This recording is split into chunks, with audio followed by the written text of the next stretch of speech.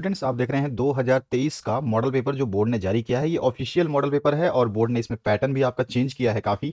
और सभी पैटर्न को मैं समझा चुका हूं। आपने अगर पहले वाले विषय देख लिए हैं तो आपको पता होगा। इसमें आपके 8 बहुविकल्पीय यानी कि एमसीक्यू क्वेश्चंस रहेंगे और फिर 8 जो है आपके एक एक नंबर के क्वेश्चन रहेंगे। उसके बाद 2 अंकीय प्रश्न रहेंगे और फिर 3 अंकीय, उसके बाद में 5 अंकीय। तो इस तरह से आपका ये पूरा का पूरा पार्ट डिवाइड किया गया और इजी पैटर्न है। चलिए पहले क्वेश्चन को देखते हैं।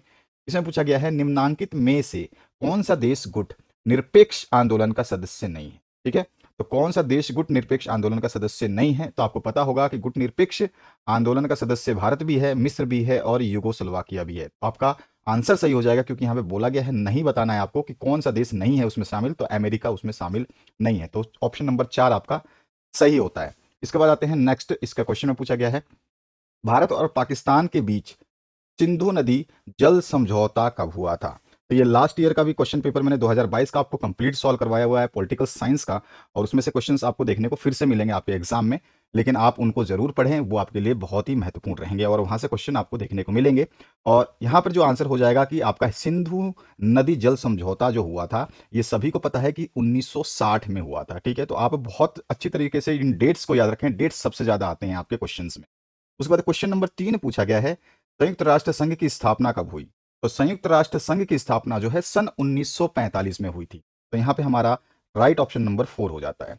इसके बाद आते हैं नेक्स्ट जो आपका फोर्थ क्वेश्चन है एमसीक्यू का। इसमें पूछा गया 1992 में पृथ्वी सम्मेलन किस शहर में हुआ था? अब इसके दो ऑप्शंस बन सकते हैं आपको घुमाने के लिए।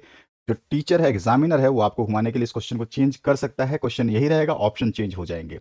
इसमें लंदन, न्यूयॉर्क, हिरोशिमा और रियो डी जनेरियो है। अब यहाँ पे सीधा सीधा ऑप्शन क्या है आपका? राइट आंसर तो है फोर्थ नंबर की रियो डी जनेरियो में जो है 1992 में पृथ्वी सम्मेलन हुआ था। अगर यहाँ पर ये रियो डी जनेरियो को हटा करके यहाँ ब्राजील दे दे तो आपको कंफ्यूज नहीं होना, क्योंकि ये ब्राजील जो है वहीं पर रियो डी जनेरियो है। ठीक है, तो ये चीज आपको ध्यान रखनी है। इसके बाद आते हैं नेक्स्ट क्वेश्चन पे। क्वेश्चन नंबर 5 जो पूछा गया, इसमें पूछा गया है भाग्यवधु से चिर प्रतीक्षित भेंट या फिर ट्रस्ट विद डेस्टिनी नामक भाषण किसने दिया?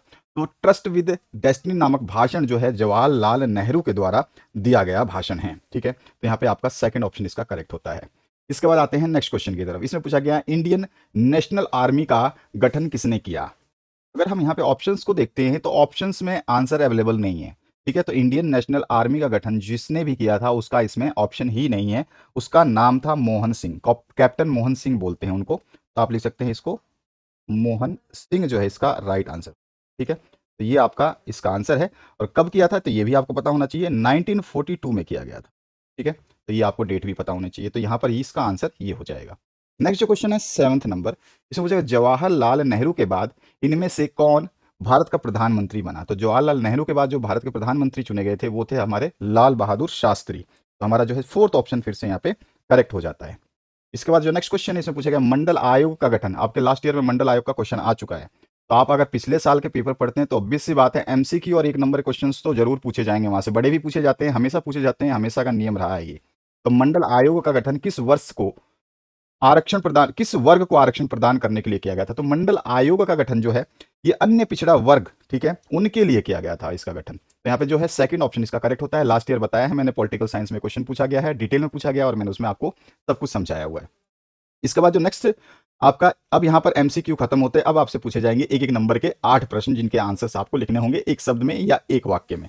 तो यहाँ पे दूसरा प्रश्न पूछा गया है नाटो का जो है पूरा नाम आपको बताना है। तो नाटो का जो पूरा नाम है वो क्या है? तो आप लिख देंगे उत्तरी या उत्तर अटलांटिक।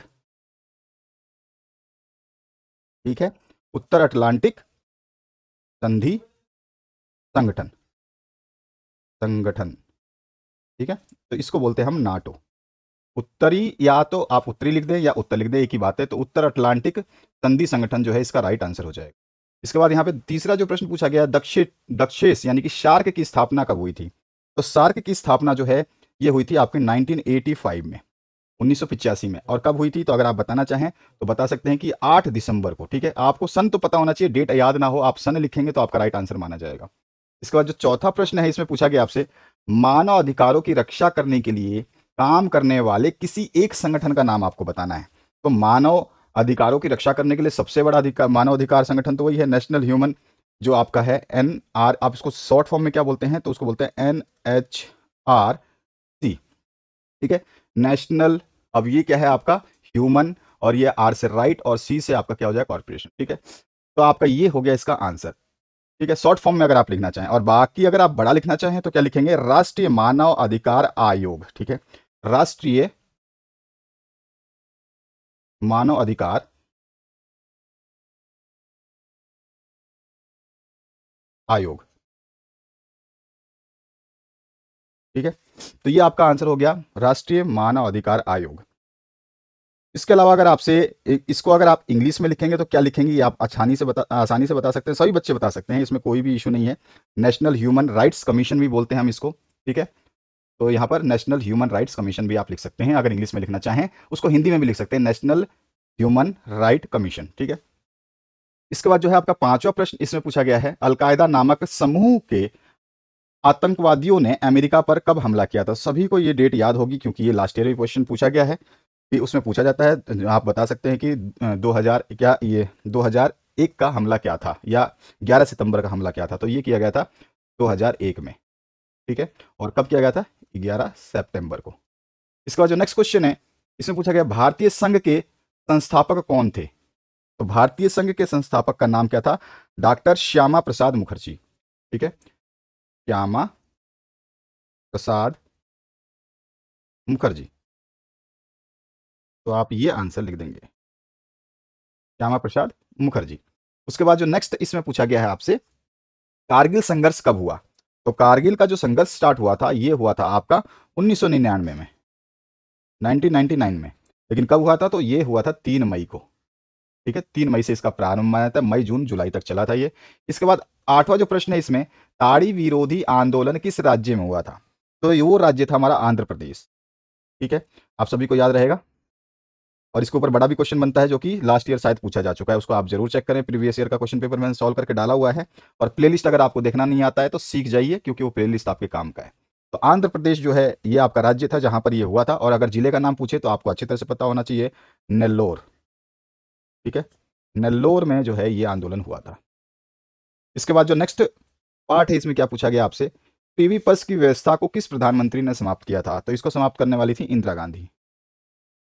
ठीक है, ये आपका हो जाएगा आंसर, इंदिरा गांधी ने जो है इसको समाप्त किया था। अब आगे के क्वेश्चन की बात करें तो 2 नंबर 3 नंबर के जो प्रश्न हैं, हम नेक्स्ट पार्ट में 2 से 3 अंकों के प्रश्न को देखेंगे, और उसके बाद जो है हमारे 5 अंक के जो प्रश्न है उसका उससे नेक्स्ट पार्ट में देखेंगे सारे आंसर्स। तो आप जल्द से जल्द अपने कमेंट्स दे दीजिए कि सर नेक्स्ट पार्ट अपलोड करें, क्योंकि बहुत सारे बच्चे हैं जो हर सब्जेक्ट की डिमांड कर रहे हैं। तो जितने बच्चे ज़्यादा एक्टिव होकर कमेंट करते हैं उनके पहले सॉल्यूशंस अपलोड कर दिए जाते हैं। जैसा कि आप देख चुके हो कि आपका सॉल्यूशन क्यों डिले हो रहा है, इसका रीज़न ये है कि आप थोड़ा सा स्लो चल रहे हैं या फिर आप एक्टिव नहीं है। थोड़ा सा एक्टिव हो जाइए, एग्जाम टाइम है आपका, और इस समय आपके सारे सॉल्यूशंस जो है समय पर उपलब्ध कराने के लिए आपका इन्वॉल्वमेंट बहुत ही जरूरी है। Thank you very much, have a good day. Next part के लिए बिल्कुल कमेंट कर दें।